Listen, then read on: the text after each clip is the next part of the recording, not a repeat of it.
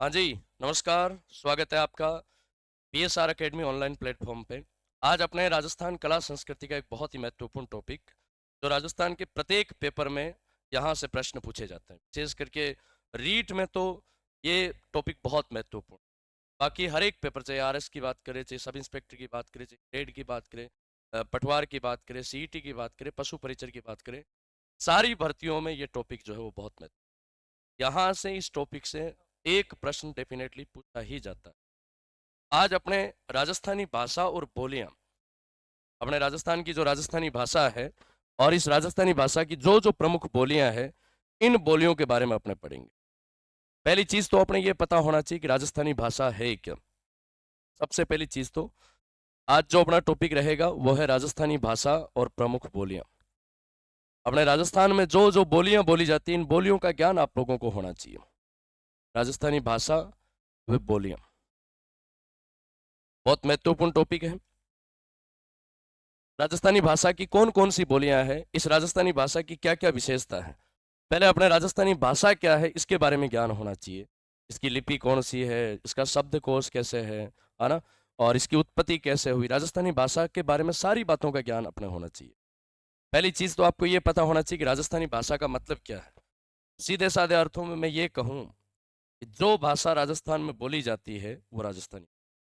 अपने राजस्थान में जो भाषा बोली जाती है वो राजस्थानी। चाहे वो मारवाड़ में बोली जाए मारवाड़ी, चाहे मेवाड़ में मेवाड़ी बोली जाए, डूंगरपुर बांसवाड़ा में चाहिए वागड़ी बोली जाए, कोटा बूंदी में चाहिए हाड़ौती बोली जाए, जयपुर के आसपास से ढूंढाड़ी बोली जाए, अलवर के आसपास की चाहिए मेवाती बोली हो। अपने राजस्थान के समुच्चय राजस्थान को मिलाकर के जो जो बोलियां बोली जाती है, इन सब को मिलाकर के राजस्थानी भाषा नाम। हालांकि दुर्भाग्य है कि इस राजस्थानी भाषा को मान्यता नहीं दे रही है सरकार। मेरे पीछे आपको जो तस्वीर दिख रही है, कन्हैयालाल सेठिया वो मनीषी है जिन्होंने इस राजस्थानी भाषा को मान्यता दिलाने के लिए जीवन भर संघर्ष किया, जिनके गीत आज भी राजस्थान के नौजवान गुनगुनाते हैं। आतो सुरगा ने शरमावे इपर देव रमन ने आवे, ईरो जस नर नारी गावे धरती धोरा। वो गीत जो राजस्थान की पहचान है। अनेकों रचनाएं इन्होंने राजस्थानी भाषा में लिखी। इन्होंने तो ये कहा कि राजस्थानी को मान्यता नहीं मिलने का मेन कारण हम लोग खुद हैं। भाषा किसी भी क्षेत्र की पहचान होती है और हमारा दुर्भाग्य है कि हम अपनी पहचान को लगातार खोते जा रहे हैं। बाकी के राज्य ऐसा नहीं करते हैं, पर ये राजस्थान का दुर्भाग्य है कि उस राजस्थानी के साथ में, उस राजस्थानी की विरासत को ये खत्म करने जा रहे हैं जिस राजस्थानी में अनेकों अनेक रचनाएं यहाँ के कवियों के द्वारा लिखी गई, जिस राजस्थानी साहित्य को पूरे भारत में पढ़ा जाता है, जिस चारण साहित्य को पूरे भारत में पढ़ा जाता है, उस राजस्थानी साहित्य को आप कैसे नजरअंदाज कर सकते हैं। तो राजस्थानी भाषा को मान्यता नहीं मिलना कहीं ना कहीं इस राजस्थान का दुर्भाग्य है। कन्हैयालाल सेठिया ने तो लिखा है कि मायड़ भाषा बोलता जाने आवे लाज, इसा कपूता सु दुखी ओ आखो लोक समाज। जिनको मायड़ भाषा बोलने में शर्म आती है, राजस्थानी बोलने में शर्म आती है, उनकी वजह से आज ये राजस्थानी पिछड़ी। और इस राजस्थान की मुकुट, राजस्थान का सिर कोई है तो वो राजस्थानी भाषा है। और अगर अपने इस राजस्थानी को खत्म कर दिया तो ठीक वैसी स्थिति होगी कि किसी योद्धा का सिर काट करके उसकी धड़ आपके सामने रख दी जाए और आपसे कहा जाए कि इसकी धड़ को पहचानिए कि पहचान सिर से होती है, पहचान शीश से होती है, मुकुट से होती है, किसी की धड़ से नहीं होती। ये अपने राजस्थान की पहचान है। इसलिए कन्हैयालाल सेठिया ने तो लिखा है कि खाली धड़ कद हुए चेहरे बिना पिछाण, राजस्थानी रे बिनाओ क्या रो राजस्थान। बिना राजस्थानी के काहे का राजस्थान। उसी राजस्थानी भाषा के बारे में आपको जानना है कि अपनी राजस्थानी भाषा है क्या, इसको लिखने की लिपि कौन सी है, इसका शब्दकोश किसने तैयार किया, इसकी कौन कौन सी बोलियां बोली जाती है। इसी टॉपिक पे आज अपने विस्तृत रूप से चर्चा करने वाले। पहली चीज तो आपको ध्यान रखना है, राजस्थान में जो भाषा बोली जाती है वो राजस्थानी भाषा है। अपने राजस्थान की जो भाषा है वो राजस्थानी भाषा है। भारतीय संविधान में आपने एक अनुच्छेद पढ़ा होगा, आर्टिकल 345, अनुच्छेद 345। जिस प्रकार आप अनुच्छेद 343 पढ़ते हो, दो अनुच्छेद आपको मैं बताता हूं यहाँ पे भाषा से जुड़े हुए। अनुच्छेद 343 में यह लिखा गया है कि हिंदी भारत की राष्ट्रभाषा होगी और देवनागरी भारत की राष्ट्रीय लिपि हो। हिंदी को राष्ट्रभाषा और देवनागरी को राष्ट्रीय लिपि का दर्जा देने का प्रावधान जो है वो अनुच्छेद 343 में। ठीक वैसे ही आपको एक आर्टिकल ध्यान रखना है, अनुच्छेद 345। आर्टिकल 345 ये कहता है कि प्रत्येक राज्य की एक राजकीय भाषा होगी। हर राज्य की एक राजकीय भाषा है। आप गोवा चले जाओ तो वहां की राजकीय भाषा है, आप पंजाब चले जाओ तो वहां की राजकीय भाषा, हर एक राज्य की एक राजकीय भाषा है। तो राज्यों की राजकीय भाषा का जो प्रावधान है वो आर्टिकल 345 में है। तो मैं यहाँ पे दो शब्द आपके सामने लिखता हूं। एक तो है मायड़ भाषा, मायड़ भाषा, और एक है राजकीय भाषा, राजकीय भाषा। मैं आपसे ये प्रश्न पूछूं कि राजस्थान की मायड़ भाषा कौन सी है, तो आपका उत्तर होना चाहिए राजस्थानी। अपने राजस्थान की जो मायड़ भाषा, अपने मातृभाषा को मायड़ कहते हैं। तो राजस्थान की जो मायड़ भाषा है वो आपको ध्यान रखना है कौन सी है। राजस्थान की मायड़ भाषा है राजस्थानी।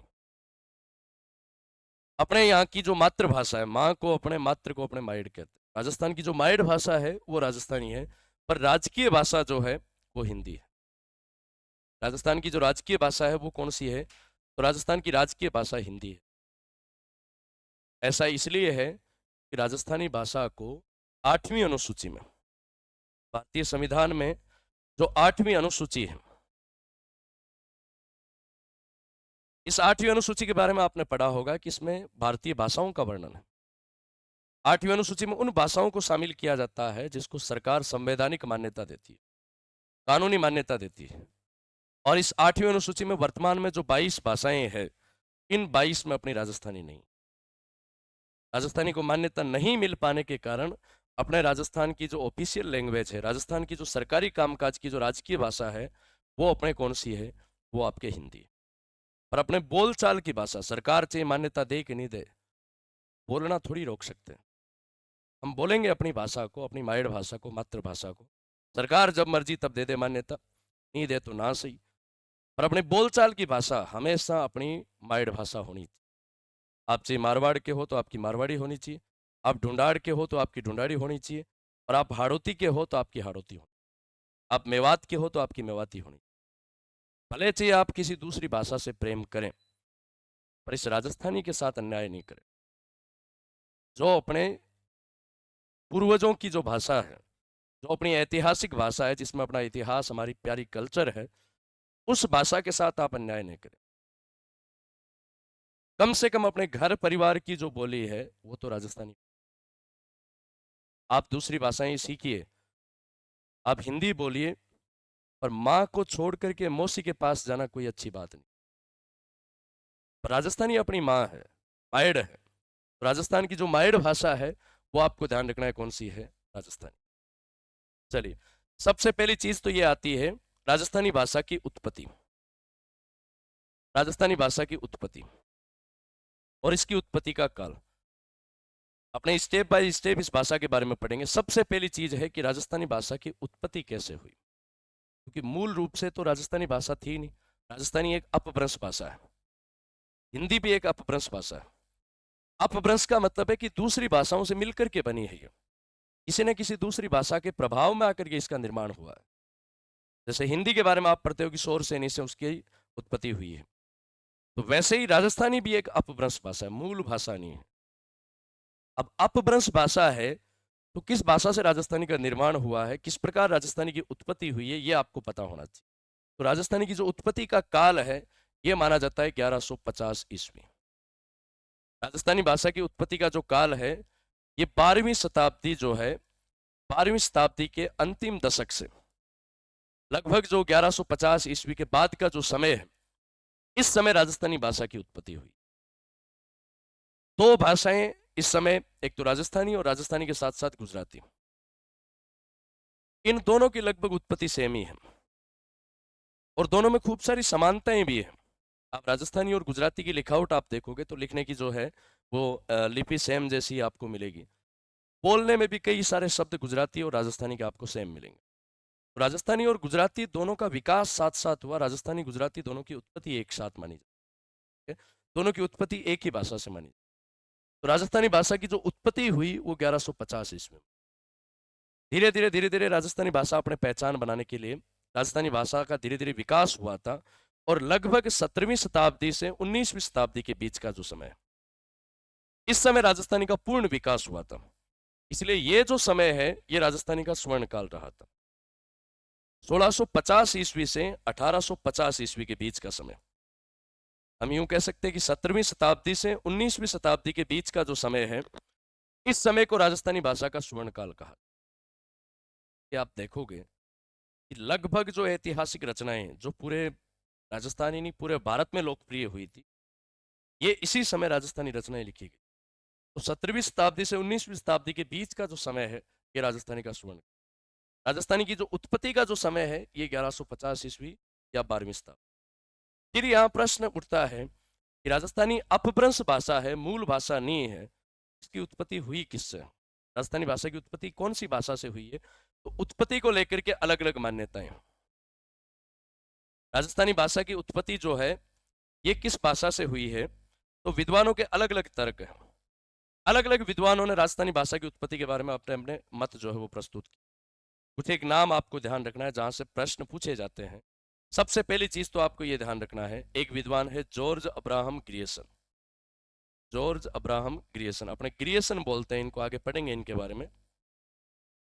जॉर्ज ग्रियर्सन जो है, इन्होंने राजस्थानी भाषा की उत्पत्ति मानी है नागर अपभ्रंश से। नागर अपभ्रंश से ग्रियर्सन ने राजस्थानी भाषा की उत्पत्ति किससे मानी है? नागर अपभ्रंश। नागर कोई प्राचीन काल में भाषा रही होगी, और ग्रियर्सन ये कहता है कि जो नागर अपभ्रंश है उसी नागर अपभ्रंश से राजस्थानी का निर्माण।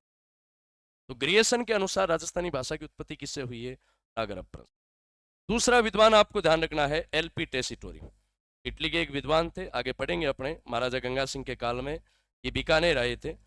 एलपी टेसीटोरी जो है, टेसीटोरी ने राजस्थानी भाषा की उत्पत्ति मानी है सौर सेनी अपभ्रंश से। सौर सेनी अपभ्रंश।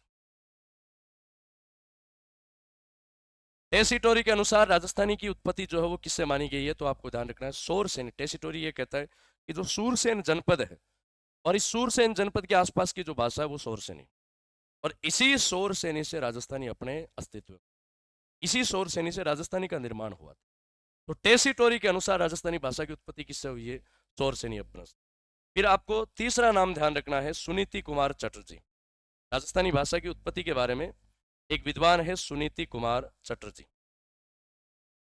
सुनीति कुमार चटर्जी जो है, इन्होंने ये कहा है कि राजस्थानी जो है इसकी उत्पत्ति सौराष्ट्री अपभ्रंश से हुई है।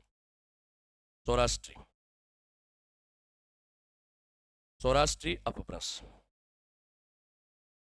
सुनीति कुमार चटर्जी के अनुसार राजस्थानी की उत्पत्ति किससे मानी गई है? तो सुनीति कुमार चटर्जी ने राजस्थानी की उत्पत्ति सौराष्ट्री अपभ्रंश से मानी। गुजरात के आसपास का वाला जो क्षेत्र, इसको अपने सौराष्ट्र कहते हैं। और सुनीति कुमार चटर्जी ये कहते हैं कि जो सौराष्ट्र की जो भाषा है सौराष्ट्री, उसी से राजस्थानी। सुनीति कुमार चटर्जी के अनुसार राजस्थानी की उत्पत्ति सौराष्ट्री अपभ्रंश से। उत्पत्ति के बारे में सबसे प्रामाणिक जो मत है वो है मोतीलाल मेनारिया का। जो वर्तमान में अधिकतर इतिहासकार जो है वो इसी मत को स्वीकार करते हैं, मोतीलाल मेनारिया। मोतीलाल मेनारिया जो है, इनके साथ साथ एक नाम और याद रख लेना, कन्हैयालाल माणिक्यलाल मुंशी, के.एम. मुंशी। इन दोनों विद्वानों ने यह माना है कि राजस्थानी की जो उत्पत्ति है वो गुर्जर अपभ्रंश से हुई है। राजस्थानी की उत्पत्ति किससे हुई है? गुर्जर अपभ्रंश से। ये गुर्जर अपभ्रंश क्या है? तो मारवाड़ और गुजरात के बीच का जो भौगोलिक भूभाग है इसको गुजरातरा प्रदेश बोलते हैं, और यहाँ की एक मिलीजुली भाषा हुआ करती थी गुर्जर अपभ्रंश। इसको मारू गुजरी भी कहते हैं, आप इसे मारू गुजरी भी कह सकते हैं। मारू गुजरी का मतलब मरुस्थल और गुजरात वाला जो संयुक्त क्षेत्र है, इस क्षेत्र की भाषा रही थी मारू गुजरी। तो गुर्जर अपभ्रंश या मारू गुजरी जो है, इससे राजस्थानी का निर्माण। अधिकतर विद्वान जो है वो इस बात को लेकर के ज्यादा सहमत, क्योंकि आप देखोगे कि गुजराती और राजस्थानी में खूब सारी समानताएं हैं। अधिकतर शब्द गुजराती के आप देखोगे मारवाड़ी से मिलते, लिखने की जो लिखावट है दोनों का साथ साथ विकास हुआ, दोनों का साथ साथ उत्पत्ति हुई, इसलिए गुजराती और राजस्थानी एक दूसरे की पूरक। तो अधिकतर विद्वान यही मानते हैं कि राजस्थानी भाषा की उत्पत्ति किससे हुई है? तो आपको ध्यान रखना है गुर्जर अपभ्रंश या मारू गुजर। आपके सीधा प्रश्न आ जाए, या तो ऐसे क्वेश्चन मेंशन करके पूछा जाए, टेसीटोरी ने राजस्थानी भाषा की उत्पत्ति किससे मानी? तो आपको पता होना चाहिए कि शौरसेनी से मानी, या ऐसे नाम दे दे कि ग्रियर्सन ने राजस्थानी की उत्पत्ति किससे मानी है, तो नागर अपभ्रंश से मानी। पर अगर डायरेक्ट आपसे पूछा जाए कि राजस्थानी भाषा की उत्पत्ति किस भाषा से मानी जाती है, तब हमेशा उत्तर जो है वो मारू गुजरी या गुजर अपभ्रंश। तो राजस्थानी की उत्पत्ति के बारे में ये चार विद्वानों के मत आपको पता। सबसे प्रमाणिक जो मत है वो आपको ध्यान रखना है, मोतीलाल मेनारिया और के.एम. मुंशी का, ये सर्वाधिक प्रमाणिक मत है। इन दोनों का जो मत है वो सबसे प्रमाणिक मत है। दो बातें हो गई, एक तो राजस्थानी की उत्पत्ति का समय और एक राजस्थानी की उत्पत्ति किससे हुई है। भारत में अगर देखा जाए कि इस प्रकार भाषाओं का वंश वृक्ष चला था कि आज जो भाषाएं बोली जाती है, आज से हजारों साल पहले दूसरी भाषाएं हो, समय के हिसाब से भाषा में अन्य भाषाओं का प्रभाव पड़ता है। जब भारत में अरबी आक्रमणकारी आए, तो अरबी आक्रमणकारियों के साथ साथ अरबी लैंग्वेज का भी प्रभाव हिंदुस्तानी कल्चर, खूब सारे अरबी शब्द जो है वो अपनी भाषाओं में प्रयोग। जब भारत पर मुगल आए, तो मुगलों की जो फारसी लैंग्वेज है, उस फारसी का प्रभाव अपने हिंदुस्तानी कल्चर पर पड़ा। जब भारत पर अंग्रेज आए, निसंदेह अंग्रेजी भाषा का प्रभाव अपनी भाषाओं पर। आज भी अपने जो भाषाएं बोलते हैं उनमें अधिकतर आप शब्द देखोगे उर्दू के, अरबी के, अंग्रेजी के, है ना, ऐसे खूब सारे देसी शब्दों का प्रयोग करते हैं। तो समय के हिसाब से भाषाओं का बदलाव, भाषाओं में परिवर्तन होना एक तरह से लाजमी है। जैसे मैं ये कहूं कि मूल शब्द, जैसे हिंदी का एक मूल शब्द है रक्त, ये मूल शब्द है रक्त, पर समय के हिसाब से ये रक्त शब्द ही गायब हो गया। रक्त जब अरबी और उर्दू कल्चर आया तो रक्त हो गया खून, और जब अंग्रेजी कल्चर आया तो ये हो गया ब्लड।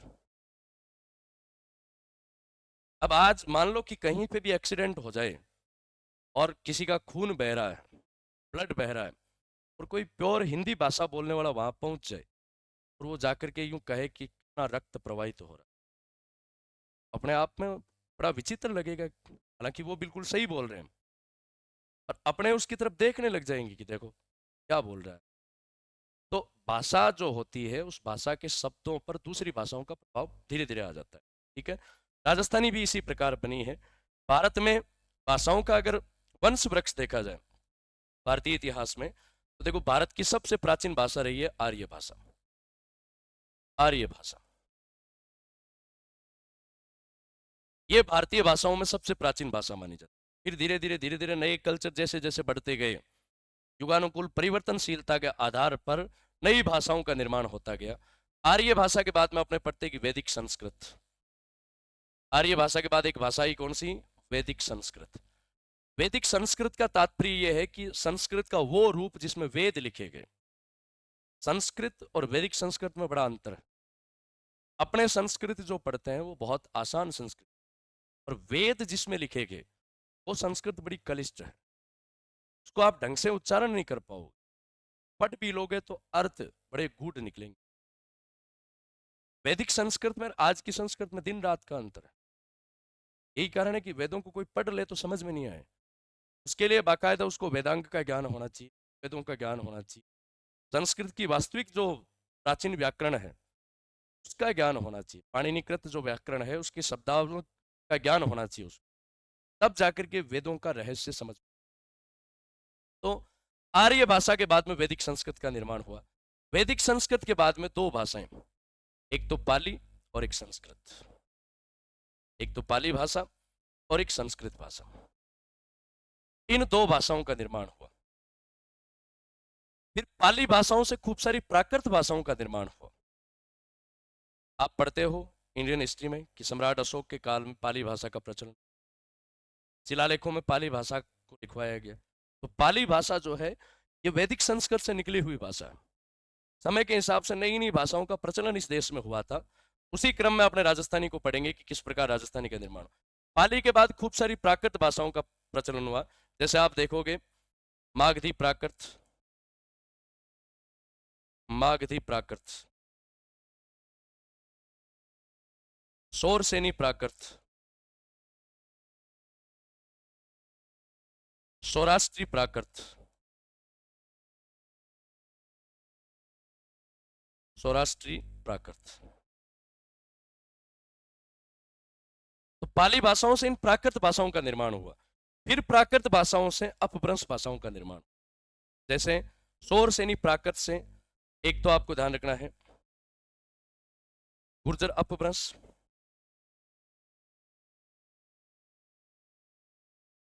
और एक शोर सेनी अपभ्रंश, इन दो भाषाओं का निर्माण हुआ था। शोर सेनी प्राकृत से एक तो शोर सेनी अपभ्रंश भाषा बनी, एक बनी कौन सी, गुर्जर अपभ्रंश। इस गुर्जर अपभ्रंश को आप मरु गुजरी भी कह सकते हो, मरु गुजरी। इसी गुर्जर अपभ्रंश से दो भाषाओं का निर्माण हुआ, एक तो राजस्थानी और एक गुजराती। दो भाषाओं का निर्माण हुआ, एक तो राजस्थानी और एक गुजराती। तो राजस्थानी और गुजराती दो ऐसी भाषाएं हैं जिनकी उत्पत्ति एक साथ हुई है, दोनों का विकास एक साथ हुआ, और इस शोर सेनी अपभ्रंश से हिंदी का निर्माण, हिंदी की उत्पत्ति। तो ये हम कह सकते हैं कि समय के हिसाब से भाषाओं का निर्माण हुआ था, चार्ट है ये। सबसे पहले आर्य भाषा, आर्य भाषा के बाद में वैदिक संस्कृत प्रचलन में आई। वैदिक संस्कृत से दो भाषाओं का प्रचलन हुआ, एक तो पाली और एक संस्कृत। पाली भाषा से प्राकृत भाषाएं अपने अस्तित्व में आई, जैसे मागधी प्राकृत। मागधी प्राकृत का मतलब है मगध के आसपास वाला जो क्षेत्र, वहां की जो प्राकृत भाषा थी वो मागधी प्राकृत। महाराष्ट्री प्राकृत मतलब महाराष्ट्र वाला राष्ट्रकूटों का जो क्षेत्र है, यहाँ की जो प्राकृत है वो महाराष्ट्री प्राकृत है। मैंने दो बार शोर से नहीं लिख दिया, यहाँ पे एक महाराष्ट्री प्राकृत, महाराष्ट्री प्राकृत। राष्ट्रकूटों का जो क्षेत्र था वो महाराष्ट्र कहलाया था, ठीक है। और इस शोर सेनी प्राकृत से फिर दो अपभ्रंश भाषाएं बनी, एक तो गुर्जर अपभ्रंश जिसको मरु गुजरी भी कहते हैं, और एक शोर सेनी अपभ्रंश। शोर सेनी अपभ्रंश से हिंदी अपने अस्तित्व में आई, और गुर्जर अपभ्रंश से राजस्थानी और गुजराती, ये दो भाषाएं अपने अस्तित्व में। तो हम यूं इस भाषाओं के वंश वृक्ष के आधार पर निर्णय ले सकते हैं कि राजस्थानी की जो उत्पत्ति है वो गुर्जर अपभ्रंश से या मरु गुजरी से हुई, ठीक है। चलिए, उत्पत्ति के बाद में अगला प्रश्न आता है कि राजस्थानी भाषा का वर्गीकरण। अपने राजस्थानी जो भाषा है वो क्षेत्र के अनुसार अलग अलग क्षेत्र की अलग अलग बोलियां हैं। आप देखोगे पूर्वी राजस्थान में अलग बोलियां हैं, दक्षिणी राजस्थान में अलग बोलियां हैं, पश्चिमी राजस्थान में अलग बोलियां हैं। आप हर क्षेत्र की अलग अलग बोलियां देखो, तो इन्हीं बोलियों के आधार पर और क्षेत्रीय वर्गीकरण के अनुसार राजस्थानी भाषा का वर्गीकरण अलग अलग विद्वानों ने किया है। राजस्थानी भाषा का वर्गीकरण सर्वप्रथम किसने किया, तो राजस्थानी भाषा का पहली बार वर्गीकरण किया था जॉर्ज अब्राहम। ये नाम आपको दिख रहा है, पीछे आपको एक बंदे की तस्वीर दिख रही होगी। इनसे जुड़े हुए 3 या 4 प्रश्न ऐसे हैं जो हर पेपर में पूछे। इनका नाम है जॉर्ज अब्राहम ग्रियर्सन, आप ग्रियर्सन कह सकते हो, जॉर्ज ग्रियर्सन। 3 प्रश्न मैं आप लोगों को बताता हूं, ये तीनों प्रश्न हर पेपर में पूछे हुए हैं। George Abraham Grierson. एक तो प्रश्न आता है कि सर्वप्रथम राजस्थानी शब्द का प्रयोग किसने किया, पहली बार राजस्थानी शब्द का प्रयोग किसने किया, तो सर्वप्रथम राजस्थानी शब्द का प्रयोग जॉर्ज ग्रियर्सन ने किया। पहली बार राजस्थानी शब्द का प्रयोग किसने किया था, तो पहली बार राजस्थानी शब्द का प्रयोग करने वाला विद्वान जॉर्ज अब्राहम ग्रियर्सन था। यहां पे मैंने राजस्थानी लिखा है, ध्यान रखना, राजस्थान नहीं लिखा है। अगर आप इतिहास में पढ़ते हो राजस्थान शब्द, तो राजस्थान शब्द का पहली बार प्रयोग कर्नल टोड ने किया, annuls and antiquities of Rajasthan. उसका जो पहला पार्ट है उसमें राजस्थान, राजस्थान, रजवाड़ा, इन शब्दों का, पर मैंने यहाँ पे लिखा है राजस्थानी। राजस्थान एक क्षेत्र है, राजस्थानी एक भाषा है, दोनों शब्द अलग अलग है। पहली बार राजस्थानी शब्द का प्रयोग करने वाला विद्वान कौन था, तो पहली बार राजस्थानी शब्द का प्रयोग किया था जॉर्ज अब्राहम ग्रियर्सन ने, ठीक है। कब किया, तो आपको ध्यान रखना है 1912 में। ग्रियर्सन ने राजस्थानी वर्ड का पहली बार प्रयोग कब किया था, 1912 में। ग्रियर्सन ने जब राजस्थानी का वर्गीकरण किया, तो वर्गीकरण के अनुसार ग्रियर्सन ने यह तय किया कि भाई मारवाड़ी, मेवाड़ी, ढूंढाड़ी, वागड़ी, जो जो क्षेत्रीय बोलियां, इन सबको मिला करके एक ये राजस्थान की बोली, राजस्थान की भाषा है, तो सबको मिला करके इन्होंने राजस्थानी नाम दिया।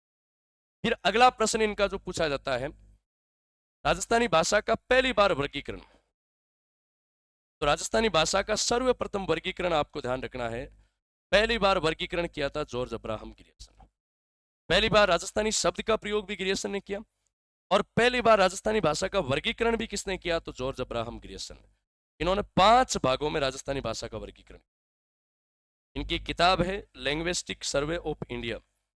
एग्जाम के हिसाब से ये किताब बहुत महत्वपूर्ण है, लैंग्विस्टिक सर्वे ऑफ इंडिया। किताब का नाम मैं यहाँ लिख देता हूँ, लिंग्विस्टिक सर्वे ऑफ इंडिया। ये किताब भी हर पेपर में पूछी हुई है, linguistic survey of India.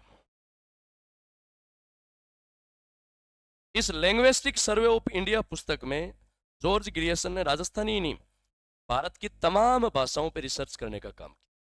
Linguistic survey of India, इसी पुस्तक का जो 9वां खंड है, लिंग्विस्टिक सर्वे ऑफ इंडिया का जो 9वां खंड है, इस 9वें खंड में राजस्थानी भाषा का वर्गीकरण, इसका वर्गीकरण किया है राजस्थानी का।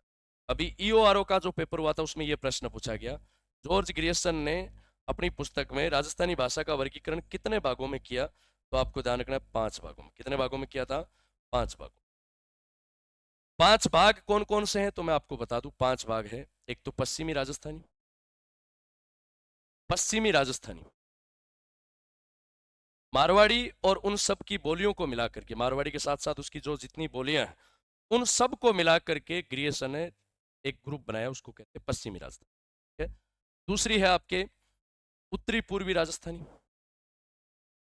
उत्तरी पूर्वी राजस्थानी। उत्तरी पूर्वी राजस्थानी में जो जो आपके मेवाती आसपास का जो क्षेत्र है वो सारी बोलियां मिलाकर के उत्तरी पूर्वी राजस्थानी। एक आपको ध्यान रखना है दक्षिणी पूर्वी राजस्थानी, दक्षिणी पूर्वी राजस्थानी। एक आपको ध्यान रखना है पूर्वी राजस्थानी या मध्य पूर्वी राजस्थानी, और एक आपको ध्यान रखना है दक्षिणी राजस्थानी, दक्षिणी राजस्थानी। तो ग्रियर्सन ने अपनी पुस्तक में राजस्थानी भाषा का पहली बार वर्गीकरण, ठीक है ध्यान रखना, राजस्थानी भाषा का वर्गीकरण कितने भागों में किया? 5 भागों में। कब किया वर्गीकरण? कब किया? तो 1907-8 में। ग्रियर्सन ने अपनी पुस्तक में राजस्थानी भाषा का वर्गीकरण कब किया? तो 1907-8 में। राजस्थानी शब्द का पहली बार प्रयोग कब किया? तो 1912 में किया। किताब कौन सी है तो आपको ध्यान रखना है linguistic survey of India.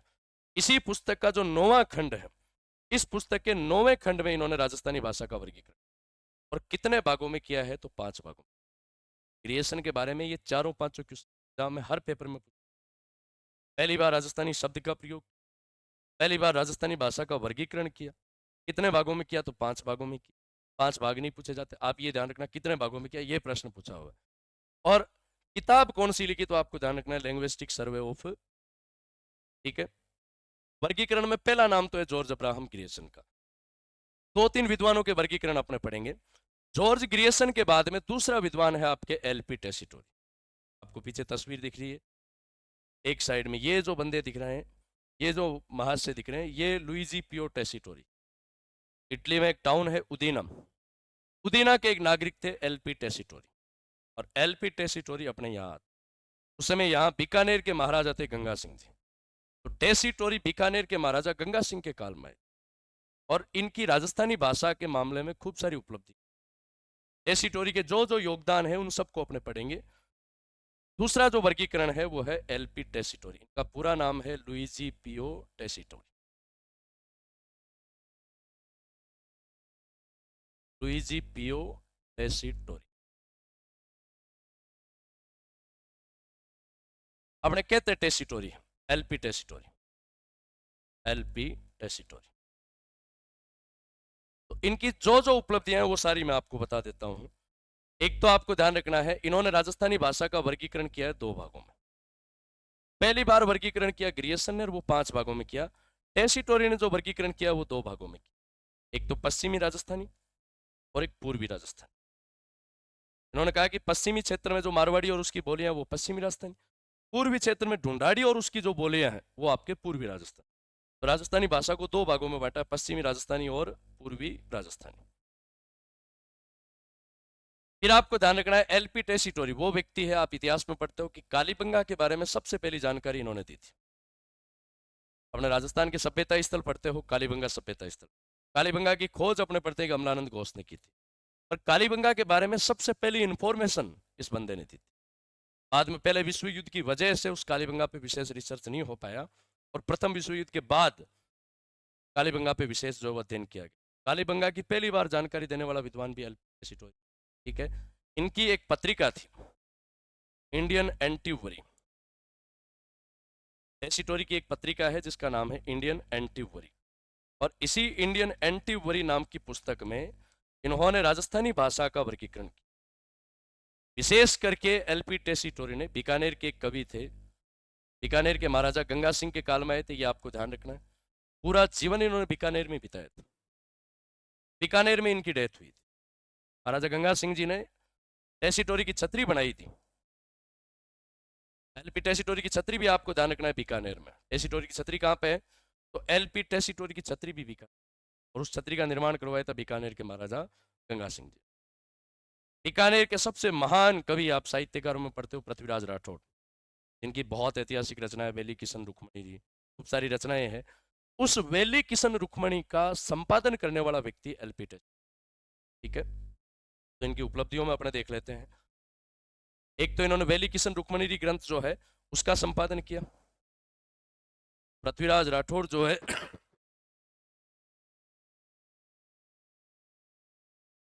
Prithviraj Rathore की प्रसिद्ध रचना वेली किशन रुक्मणी,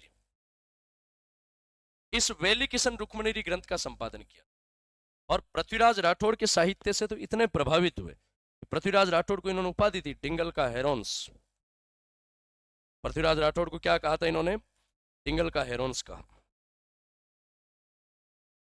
इन्होंने कहा कि जिस प्रकार पुर्तगाल में पुर्तगाली भाषा का सबसे बड़ा विद्वान हेरोन्स है, ठीक वैसे ही राजस्थानी भाषा की जो लिखने की जो दो शैलियां हैं, डिंगल पिंगल, उस डिंगल शैली का सबसे बड़ा कोई विद्वान है तो वो कौन? इसके अलावा बीकानेर के एक कवि थे बिट्ठू सुजा, जिनकी एक बहुत प्रसिद्ध रचना है राव जेतसिरो छंद। उस राव जेतसिरो छंद ग्रंथ का भी संपादन करने वाला व्यक्ति कौन था? एलपी टेसीटोरी। अनेकों उपलब्धियां हैं टेसीटोरी, विशेष करके राजस्थानी भाषा पे इन्होंने रिसर्च किया था। खूब सारी रचनाएं टेसीटोरी की, दो तीन किताबें आपको मैं और बता देता हूँ। टेसीटोरी ने कौन कौन सी रचनाएं लिखी थी? तो टेसीटोरी की एक तो पत्रिका है, पत्रिका का नाम है इंडियन एंटीवरी, इंडियन एंटीवरी। ये टेसीटोरी की एक पत्रिका है जिसमें इन्होंने विशेष करके राजस्थानी भाषा का प्रकाशन का काम किया था, राजस्थानी भाषा पे आर्टिकल छापने का काम किया था। दो तीन किताबें हैं इनकी, एक तो है चारण साहित्य एवं ऐतिहासिक सर्वे, टिंगल पे इन्होंने रिसर्च करके ये किताब लिखी थी, चारण साहित्य एवं ऐतिहासिक सर्वे,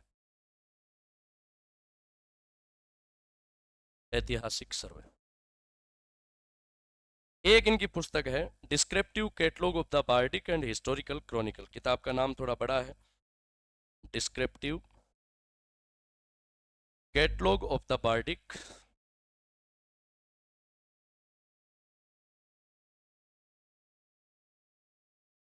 of the bardic and historical Chronicle,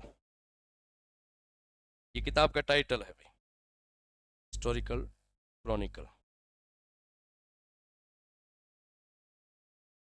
ये टेसीटोरी के द्वारा लिखी हुई किताब। ठीक है, टेसीटोरी का जो निधन हुआ, मृत्यु हुई थी, वो बीकानेर में हुई। और टेसीटोरी की छतरी कहाँ पे? तो बीकानेर में है, जिसका निर्माण किसने करवाया? तो बीकानेर के महाराजा गंगा सिंह ने। तो राजस्थानी भाषा के वर्गीकरण में दो मत अपने पढ़ लिए। एक तो वर्गीकरण जॉर्ज ग्रियर्सन का, ग्रियर्सन ने पहली बार वर्गीकरण किया, 5 भागों में किया। दूसरा वर्गीकरण आपको ध्यान रखना है टेसीटोरी का। टेसीटोरी ने राजस्थानी भाषा का वर्गीकरण 2 भागों में। उन्होंने कहा कि पूर्वी राजस्थान जो है, यहाँ की प्रमुख बोली ढूंढाड़ी और बाकी सब इसकी उपबोली है। पश्चिमी राजस्थान की मुख्य बोली मारवाड़ी और बाकी सब इसकी उपबोली। तो पश्चिमी राजस्थान और पूर्वी राजस्थानी के रूप में 2 भागों में वर्गीकरण। वर्गीकरण में 2 नाम और आपको ध्यान रखना। एक विद्वान है नरोत्तम दास स्वामी, नरोत्तम दास स्वामी। नरोत्तम दास स्वामी जो है, इन्होंने राजस्थानी भाषा का वर्गीकरण 4 भागों में किया। क्षेत्र के अनुसार इन्होंने राजस्थानी भाषा को 4 भागों में डिवाइड किया है। एक तो पश्चिमी राजस्थानी, जिसमें मारवाड़ी और उसकी सारी बोलियों को शामिल किया गया। एक पूर्वी राजस्थानी, जिसमें ढूंढाड़ी और उसकी उपबोलियों को शामिल किया है, पूर्वी राजस्थानी। एक उत्तरी राजस्थानी, जिसमें मेवाती और शेखावाटी को शामिल किया गया, उत्तरी राजस्थानी। और एक दक्षिणी राजस्थानी, जिसमें वागड़ी, हाड़ौती, इन सब को शामिल किया गया। तो नरोत्तम दास स्वामी ने राजस्थानी भाषा का वर्गीकरण किया है और इन्होंने राजस्थानी भाषा का वर्गीकरण 4 भागों में किया। फिर आपको ध्यान रखना है, राजस्थानी भाषा के वर्गीकरण में सबसे महत्वपूर्ण जो नाम है वो है मोतीलाल मेनारिया। इनका वर्गीकरण सबसे प्रामाणिक है। इन्होंने जो उत्पत्ति का सिद्धांत दिया वो भी सबसे प्रामाणिक है। और राजस्थानी भाषा का सबसे प्रामाणिक वर्गीकरण किसका है? तो मोतीलाल मेनारी। ठीक है, इन्होंने ये कहा है कि राजस्थान में 5 मुख्य बोलियां हैं, बाकी सब इसकी उपबोलियां हैं। राजस्थानी भाषा की 5 मुख्य बोलियां इन्होंने बताई। मोतीलाल मेनारिया ने राजस्थानी भाषा की 5 प्रमुख बोलियां कौन कौन सी बताई है? तो एक तो मारवाड़ी, दूसरी मालवी, आगे सब पढ़ेंगे अपने, मालवी मारवाड़ी कहाँ बोली जाती है, इनकी क्या विशेषताएं, सारी बातें पढ़ेंगे अपने। एक ढूंढाड़ी, एक मेवाती और एक वागड़ी। 5वीं है कौन सी? वागड़ी। मोतीलाल मेनारिया ने राजस्थानी भाषा की 5 ही प्रमुख बोलियां मानी, बाकी सब इनकी उपबोलियां हैं। ठीक है, और इसी वर्गीकरण के अनुसार राजस्थानी भाषा की बोलियों को अपने पढ़ेंगे। ठीक है? तो एक बोली पढ़ेंगे मारवाड़ी, फिर पढ़ेंगे मारवाड़ी की सारी उपबोलियां, एक पढ़ेंगे मालवी, मालवी की सारी उपबोलियां, ढूंढाड़ी, ढूंढाड़ी की सारी उपबोलियां, मेवाती, मेवाती की सारी उपबोलियां किस क्षेत्र में बोली जाती है, सारी बातें, और एक पढ़ेंगे वागड़ी। तो राजस्थानी भाषा के वर्गीकरण में सबसे प्रामाणिक जो मत है वो मोतीलाल मेनारी। अगर क्वेश्चन आए कि पहली बार वर्गीकरण किसने किया, तो जॉर्ज गिरी। राजस्थानी भाषा का सबसे प्रामाणिक जो वर्गीकरण है वो किसका है? तो ध्यान रखना, मोतीलाल मेनारिया। इनका वर्गीकरण सबसे प्रामाणिक। इन्होंने ये माना कि मुख्य बोलियां जो है वो 5 ही है, तो खूब बोलियां बोली जाती है। हमने तो कहा भी जाता है कि हर 20-22 किलोमीटर बाद बोली चेंज होती है। 5 कोस में पानी बदले, 7 कोस पानी। और मुख्य बोलियां इन्होंने ये कहा है कि 5, बाकी सब उप बोलियां हैं या सहायक बोलियां। तो ये 4 विद्वान ऐसे हैं जिन्होंने राजस्थानी भाषा का वर्गीकरण। फिर अपने राजस्थानी भाषा से जुड़े हुए 1-2 फैक्ट और ध्यान रखने, फिर इसकी उपबोलियां बोलियां सारी पढ़ेंगे अपने।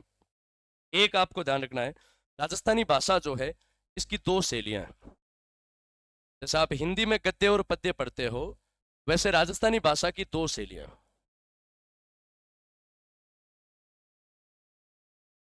इसका जो साहित्य है राजस्थानी भाषा का वो 2 शैलियों में लिखा गया, और इन दोनों के बारे में आपको पता होना चाहिए। एक तो है आपके डिंगल शैली और एक है पिंगल शैली। आप राजस्थानी साहित्य में बार बार पढ़ते हो कि ये रचना डिंगल शैली की है, ये रचना पिंगल शैली की है। तो डिंगल और पिंगल आपको ध्यान रखना है, राजस्थानी भाषा के साहित्य की 2 शैलियां, डिंगल शैली और पिंगल शैली। ये डिंगल और पिंगल है क्या, तो इसके बारे में अपने पढ़ते हैं थोड़ा सा। डिंगल जो है ये वीर रस की शैली है, वीर रस की शैली। डिंगल का जो साहित्य लिखा जाता है वो हमेशा वीर रस में लिखा जाता है। और अपने डिंगल शैली के शब्दों की ताकत ऐसी होती थी कि राजाओं के दरबार में जो चारण कवि होते थे वो राजाओं को एक तरह से डिंगल के छंद सुना करके उनमें वीरता का संचार किया। ये डिंगल के शब्दों की ताकत होती थी। 5-7 हजार सिपाही भी 20-20, 30-30 हजार सैनिकों को पीछे हटने के लिए मजबूर कर। जब भी राजा युद्ध करते थे तो चारण कवियों से वो डिंगल के छंद सुना। ये डिंगल किस प्रकार बोली जाती है, तो एक छंद मैं आपको सुनाता हूँ। जोधपुर के एक कवि है शक्तिदान जी कविया, उन्होंने इस राजस्थान के बारे में लिखा है कि राजस्थान क्या है। उनका एक बहुत आसान सा मारवाड़ी डिंगल का छंद है, वो आपको सुनाता हूँ किस प्रकार डिंगल बोली जाती है। वीर रस की शैली है, इसका नाद सौंदर्य बड़ा गजब का होता है। जैसे आप संस्कृत में पढ़ते हो कि संस्कृत का नाद सौंदर्य अच्छा होता है। नाद सौंदर्य का मतलब है कविताओं को गीत की लय में गाना, जिस समझ में आए कि नहीं आए पर वो सुनने में अच्छा लगता है। जैसे आपने पढ़ा होगा कि रावण के द्वारा रचित जो शिव स्तोत्रम है उसका नाद सौंदर्य बड़ा गजब का है। वो पल्ले पड़े कि नहीं पड़े पर वो सुनने में बहुत प्यारा लगता है। जटाटवी गलत जले प्रवाह पावित स्थले गले लंब लंबिते भुजंग तुंग मालिका डमट डमट डमट डमय निनाद वे डमर वयम चकार चंड तांडवे तनो तुने शिवे शिवम जटा कटे हसे भ्रमे भ्रमन निलिंप निर्जरी विलोल बीच वल्लरी विरोजमान मूर्धने। ये नाद सुंदरी हो, शब्दों के अर्थ समझ में आए कि नहीं आए पर वो सुनने में बड़ा प्यारा लगता, कविता की तरह लगता। तो संस्कृत की तरह डिंगल का नाद सौंदर्य बहुत शानदार। ये डिंगल ऐसी शैली है जिसके शब्द हो सकता है कि अपने समझ में आया। नियम है कि डिंगल की लिखावट और डिंगल की समझने की सामर्थ्यता केवल चारणों तक रही है। तो डिंगल का नाद सौंदर्य बड़ा गजब का है। जैसे शक्तिदान जी कविया ने इस राजस्थान की परिभाषा लिखी है कि राजस्थान क्या है। उन्होंने लिखा, इनरो इतिहास अनूठो है, इन माई मुलकरी आशा है, चौकूटी चावी ने ठावी आ राजस्थानी भाषा है। जद ही भारत में सता जोग आफतरी आंधी आई ही, बख्तरी कड़ियां बड़की ही, जद सिंधु राग सुनाई ही, गड़गड़ियां तोपारा गोला भालारी अणिया भड़की ही, जोधारा धारा जुड़ता ही, खाड़ा रातंबर खड़की ही, रड़बड़ता माथा रण खेता, अड़बड़ता घोड़ा उलड़ता, सिरकटियां सूरा समहर में, ढाला तलवारा ले ढलता, रणबंका भीड़ आराम से, तिरपे के भाण तमाशो है, और उन वक्त हुए ललकार उठे वह राजस्थानी भाषा। ये डिंगल होती है। इस प्रकार डिंगल के छंद बोले जाते हैं। हालांकि गला साथ नहीं दे रहा है तो उच्चारण थोड़ा और ढंग से हो पाता अगर गला सही होता तो। पर आपको पता होना चाहिए कि ये डिंगल की शैली है। डिंगल जैसे बोली जाती है वैसे ही लिखी जाती है। डिंगल के लिखने की और बोलने की शैली एक जैसी होती है। जैसे ईसरदास जी बारठ के बारे में आपने सुना होगा। उनकी एक बहुत प्रसिद्ध रचना है देवयान। उस देवयान की एक लाइन है, बहुत शानदार नाद सौंदर्य है, जिसको सुनने में बड़ा रोचक लगता है। उसके शब्दों का अर्थ चाहिए समझ में आए कि नहीं है। देवयान की एक लाइन है, करता हरता श्री हिंकारी काली काल रैन कोमारी, शशि शेखरा सिद्धेश्वर नारी, जग निमोण जयो जड़धारी, के धवा धवलगर धवधु धवड़ा, कृष्णा कुब्जा कचत्री कमला, चला चला चामुंडा चपला, विकटा विभट विवाला विमला। ये एक तरह से देवियों की स्तुति जो देवयान ग्रंथ में लिखी थी ईसरदास जी बारठ। तो चारणों की जो शैली है, इस शैली को कहा जाता है डिंगल शैली। वीर रस में लिखी जाती है, चारणों के द्वारा लिखी जाती है, इसलिए इसको कहते हैं चारण शैली। इस डिंगल में जो शब्द होते हैं वो मारवाड़ी के होते हैं, और इसका जो प्रचलन है वो पश्चिमी राजस्थान में।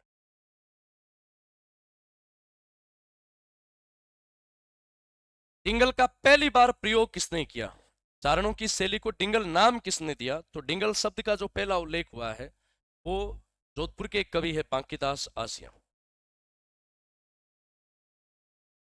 मारवाड़ के एक कवि हुए बांकीदास आसिया। बांकीदास आसिया की एक किताब है कु कवि बतीसी। कु कवि बतीसी, बांकीदास आसिया की रचना कु कवि बतीसी में डिंगल शब्द का पहला उल्लेख मिलता है। बांकीदास आसिया ने लिखा है, चारण जिस शैली को बोलते हैं, चारण जिस साहित्य को लिखते हैं, डिंगल है। डिंगल शब्द का पहला उल्लेख बांकीदास आसिया ने। डिंगल के पहले कवि माने जाते हैं बादर ढाडी। डिंगल के प्रथम कवि कौन माने जाते हैं, बादर ढाडी, जिनकी एक रचना है वीर मायन, बहुत लोकप्रिय है, आगे साहित्य में पढ़ेंगे अपने।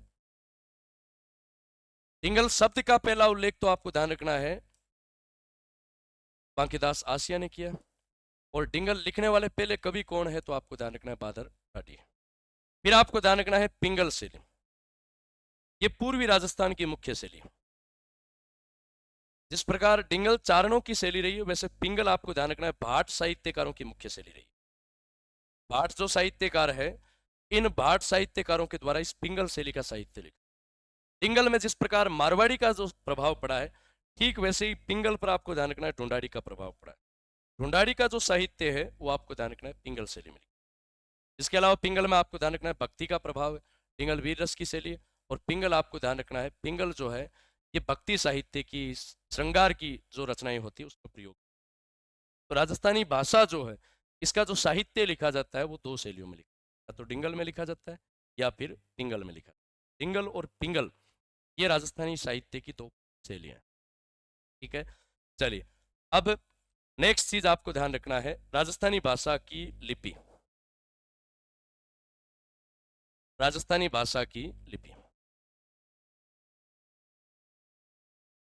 राजस्थानी भाषा की लिपि कौन सी है। जैसे आप हिंदी में पढ़ते हो कि हिंदी भाषा की लिपि है देवनागरी। हिंदी की लिपि कौन सी है, देवनागरी। तो आपको राजस्थानी की लिपि का भी ज्ञान होना चाहिए। ध्यान रखना, राजस्थानी भाषा की जो लिपि है उसका प्राचीन नाम है मुड़िया लिपि। राजस्थानी भाषा की प्राचीन लिपि कौन सी है, तो राजस्थानी भाषा की प्राचीन लिपि है आपके मुड़िया। नाम इसका मुड़िया लिपि क्यों पड़ा, इसका कारण यह है कि अक्षरों को मोड़ करके लिखा जाता। जैसे हिंदी में मैं लिखूं, हिंदी में एक शब्द लिखूं पोल, अगर इसको राजस्थानी में लिखा जाए तो ऐसे लिखा जाएगा, पहले लाइन खींची जाएगी, और ले को ऐसे मोड़ करके लिखा जाएगा, पोड़। हिंदी में मैं शब्द लिखूं नाली, अगर इसको मैं राजस्थानी में लिखूं तो ऐसे लिखा जाएगा, नाली। तो अक्षरों को मोड़ कर लिखने के कारण इस लिपि का नाम क्या पड़ गया, मुड़िया लिपि। राजस्थानी भाषा की लिपि आपको ध्यान रखना है आज से, मुड़िया लिपि। इस मुड़िया लिपि का आविष्कार किया था टोडरमल ने। मुड़िया लिपि का आविष्कार किसने किया था, तो इस लिपि के आविष्कारक है टोडरमल। मुड़िया लिपि के आविष्कारक कौन है, तो ध्यान रखना टोडरमल। अकबर के दरबार में 9 रत्नों में आप पढ़ते हो, उस टोडरमल ने मुड़िया लिपि का आविष्कार किया। टोडरमल ने तो लिखा है, देवनागरी अति कठिन, स्वर व्यंजन व्यवहार। देवनागरी लिखने में, स्वर और व्यंजन लिखने में दोनों में ही कठिन है। देवनागरी अति कठिन, स्वर व्यंजन व्यवहार, ताके हित के सुगम की ओर मुड़ियो कियो प्रचार। मैंने जनता के हित के लिए मुड़िया लिपि का आविष्कार। देवनागरी की लिखावट बड़ी, इस लिखावट को साधारण और सरल सहज बनाने के लिए मैंने कौन सी लिपि का आविष्कार किया, लिपि का। ठीक है, तो इस लिपि का आविष्कारक आपको ध्यान रखना है मुड़िया लिपि है। इस लिपि के दो नाम और, इसे महाजनी लिपि भी कहते हैं। इसी लिपि का एक नाम क्या है, महाजनी लिपि, और इसको बनियावटी लिपि भी कहते हैं। महाजनी लिपि और बनियावटी लिपि, एक ही लिपि के तीन नाम हो गए। अच्छा, महाजनी लिपि और बनियावटी लिपि क्यों कहते हैं, मुड़िया लिपि तो इसलिए कहते हैं क्योंकि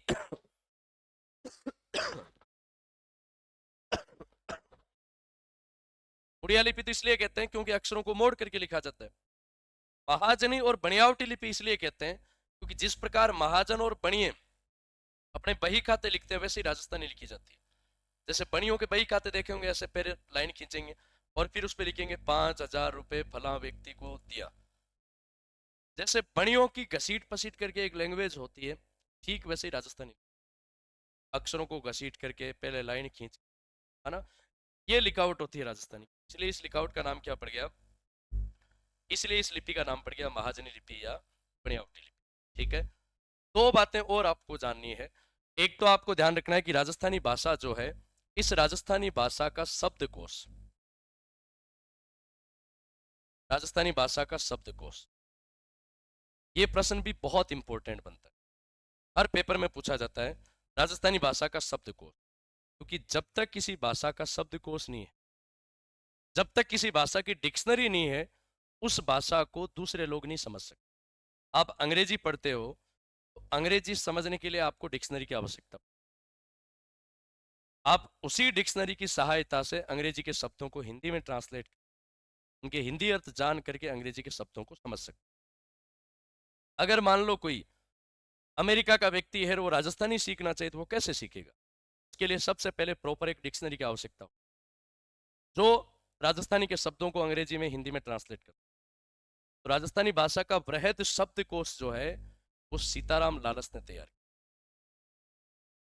राजस्थानी भाषा का वृहद शब्दकोश किसने तैयार किया था, तो राजस्थानी भाषा का वृहद शब्दकोश, जहां पे आपको एक व्यक्ति दिख रहे हैं, इन्होंने राजस्थानी भाषा का वृहद शब्दकोश, ये जो तस्वीर में आप देख रहे हो ये सीताराम जी लालस है, इन्होंने हिंदी राजस्थानी शब्दकोश लिखा, हिंदी राजस्थानी शब्दकोश। इसके लिए इनको भारत सरकार के द्वारा पद्मश्री पुरस्कार दिया गया था। और आपको जानकर के आश्चर्य होगा, गर्व होगा कि अपनी राजस्थानी भाषा का शब्दकोश इतना बड़ा है, उसमें 2 लाख से अधिक शब्द है। विश्व की बड़ी डिक्शनरी में से एक डिक्शनरी अपनी राजस्थानी, और इन शब्दों को तैयार करके राजस्थानी का शब्दकोश किसने लिखा है, सीताराम जी लालस ने। इसलिए इनको राजस्थानी भाषा की मसाल कहा जाता है, राजस्थानी भाषा की मसाल।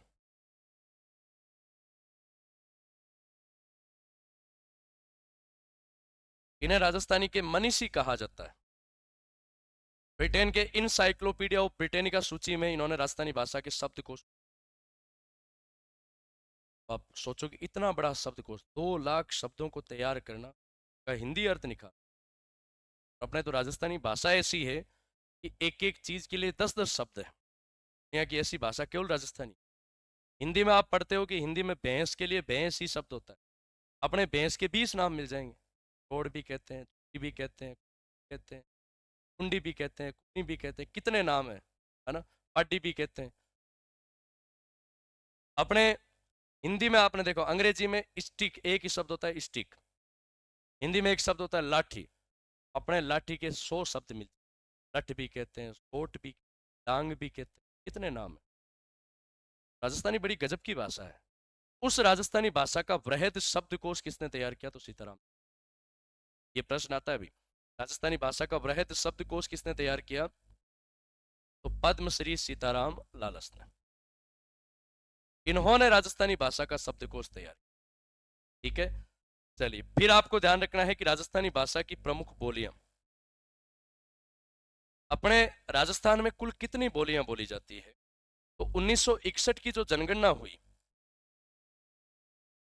1961 की जनगणना, जब भी जनगणना होती है तो जनगणना के साथ साथ भाषा और बोलियों की गणना होती है। अपने घरों में सरकारी जो गुरुजी होते हैं वो एक पूरा एक फॉर्मेट लेकर के आते हैं और उसमें सारी चीज़ों का ब्यौरा होता है। आपका धर्म कौन सा है, आपकी नागरिकता कौन सी है ना, सारी चीज़ें, उम्र कितनी है। फिर उसमें एक कॉलम होता है कि आपकी भाषा कौन सी है, बोली कौन सी। उसमें अमूमन तौर पर अपने हिंदी भी नहीं, अपनी जब भी जनगणना हो तो अपनी भाषा लिखो, लिखो, ताकि सरकार को पता चले कि इस भाषा को बोलने वाले इतने लोग हैं। जब भी जनगणना करने के लिए गुत्ती घर आए, उसमें जो भाषा वाला ऑप्शन है उसमें हिंदी नहीं, आप राजस्थानी। तो राजस्थानी भाषा 1961 की जो जनगणना हुई, उस 1961 की जनगणना में राजस्थान में कुल 73 बोलियां बोली जाती है। ये जानकारी सामने आई। अपने पूरे राजस्थान में 73 बोलियां बोली जाती है। इसीलिए अपने कहा जाता है 5 कोस में पानी बदले 7 कोस में वाणी। 5 कोस में पानी बदले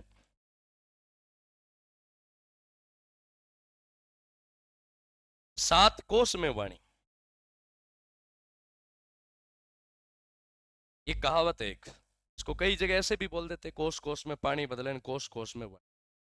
इस कहावत का अर्थ है कि 5 कोस में पानी बदले, मतलब हर 20-22 किलोमीटर बाद में, तो हर 15-20 किलोमीटर बाद में तो पानी चेंज मिलेगा, कहीं खारा, कहीं प्रकृति चेंज मिलेगी। और 7 कोस में वाणी, हर 20-22 किलोमीटर बाद बोली। इसीलिए अपने कवियों ने तो लिखा है कि 12 कोसा बोली पलटे, बनफल पलटे पाका, परस 36 जोबन पलटे, लखन ना पलटे लाखा। 12 कोसा बोली पलटे, 12 कोस के बाद, एक कोस का मतलब 3 किलोमीटर, 12 कोस के बाद बोली चेंज हो। बनफल पलटे पाका, और 12 कोस की दूरी के बाद प्रकृति भी चेंज हो जाती है। आप रेत के दौरों में जाओगे तो प्रकृति अलग मिलेगी, पूर्वी राजस्थान में आओगे तो अलग मिलेगी, पेड़ पौधे अलग मिलेंगे, वनस्पति अलग मिलेगी। परस 36 जोबन पलटे, हर 36 उम्र के बाद में यौवन अवस्था, पर लखन ना पलटे ला। एक चीज जो है वो कभी चेंज नहीं होती, और वो है इंसान के लखन। वो लखन चेंज जाकर के शमशान में जब राख की ढेर होती है, तभी जाकर के लखन चेंज। लखन एक बार जो शरीर में आ गई ना, जिंदा जी कभी वो लक्षण चेंज। अपने राजस्थान में कुल कितनी बोलियां बोली जाती है? 73 बोलियां बोली जाती है। इन 73 बोलियों में 5 मुख्य बोलियां हैं, जो नरोत्तम आपके अभी पढ़ा अपने मोतीलाल मेनारिया ने बताया। मारवाड़ी, मालवी, मेवाती, ढूंढाड़ी और वागड़ी, इन 5 मुख्य बोलियों के बारे में अपने पढ़ा।